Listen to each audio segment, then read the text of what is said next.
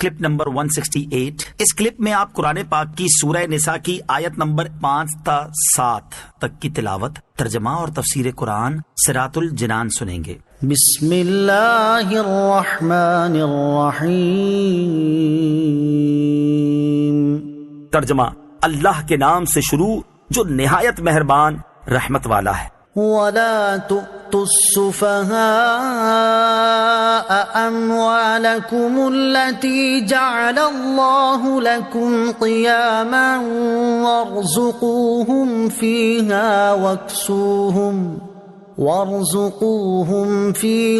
وَاكْسُوهُمْ وَقُولُوا لَهُمْ قَوْلًا مَّعْرُوفًا۔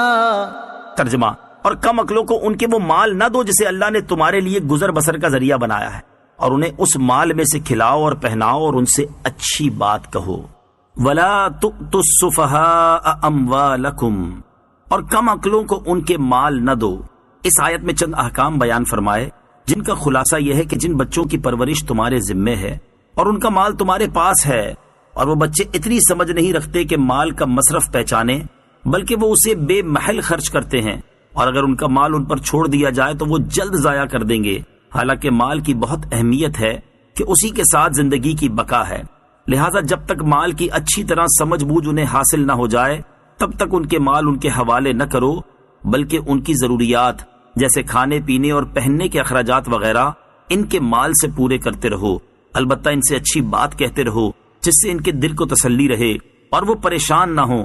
مثلا ان سے کہو کہ بھائی مال تمہارا ہی ہے، اور جب تم ہوشیار سمجھدار ہو جاؤ گے تو یہ تمہارے حوالے کر دیا جائے گا۔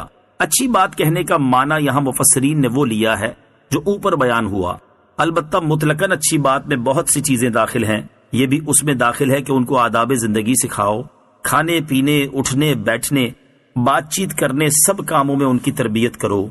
وَابْتَلُوا الْيَتَامَى حَتَّى إِذَا بَلَغُوا النِّكَاحَ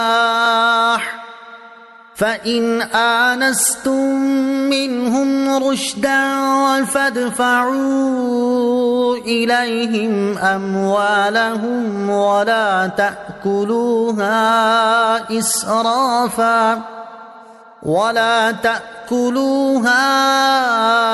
إِسْرَافًا وَبِدَارًا أَن يَكْبَرُوا، وَمَن كَانَ غَنِيًّا فَلْيَسْتَعْفِفْ، وَمَن كَانَ فَقِيرًا فَلْيَأْكُلْ بِالْمَعْرُوفِ، فَإِذَا دَفَعْتُمْ إِلَيْهِمْ أَمْوَالَهُمْ فَأَشْهِدُوا عَلَيْهِمْ وَكَفَى بِاللَّهِ حَسِيبًا۔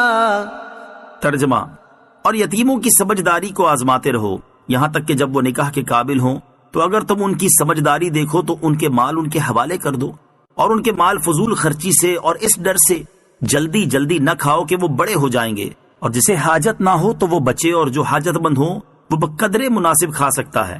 پھر جب تم ان کے مال ان کے حوالے کرو تو ان پر گواہ کر لو، اور حساب لینے کے لیے اللہ کافی ہے۔ وَابْتَلُوا الْيَتَامَى، اور یتیموں کو آزماتے رہو۔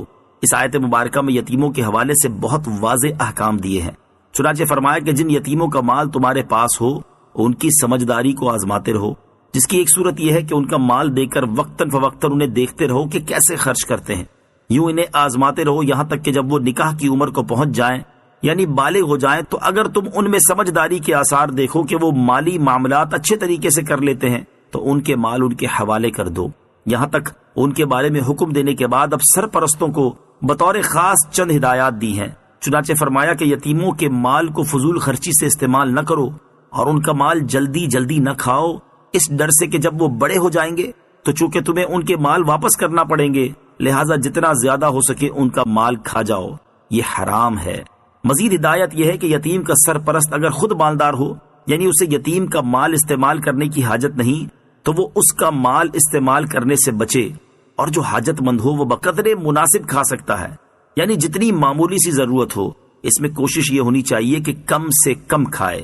آیت کے آخر میں مزید پہلے والے حکم کے بارے میں فرمایا کہ جب تم یتیموں کے مال ان کے حوالے کرنے لگو تو اس بات پر گواہ بنا لو تاکہ بعد میں کوئی جھگڑا نہ ہو.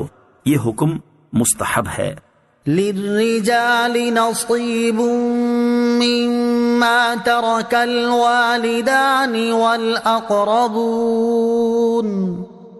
وللنساء نصيب مما ترك الوالدان والأقربون مما قل منه أو كثر نصيبا مفروضا. ترجمہ: مردوں کے لیے اس مال میں سے وراثت کا حصہ ہے جو ماں باپ اور رشتہ دار چھوڑ گئے، اور عورتوں کے لیے اس میں سے حصہ ہے جو ماں باپ اور رشتہ دار چھوڑ گئے. مال وراثت تھوڑا ہو یا زیادہ، اللہ نے یہ مقرر حصہ بنایا ہے. وَلِلنِّسَاءِ نَصِيبٌ، اور عورتوں کا بھی وراثت میں حصہ ہے. زمانہ جاہلیت میں عورتوں اور بچوں کو وراثت سے حصہ نہ دیتے تھے. اس آیت میں اس رسم کو باطل کیا گیا. اس سے یہ بھی معلوم ہوا کہ بیٹے کو میراث دینا اور بیٹی کو نہ دینا صریح ظلم اور قرآن کے خلاف ہے. دونوں میراث کے حقدار ہیں، اور اس سے اسلام میں عورتوں کے حقوق کی اہمیت کا بھی پتہ چلا.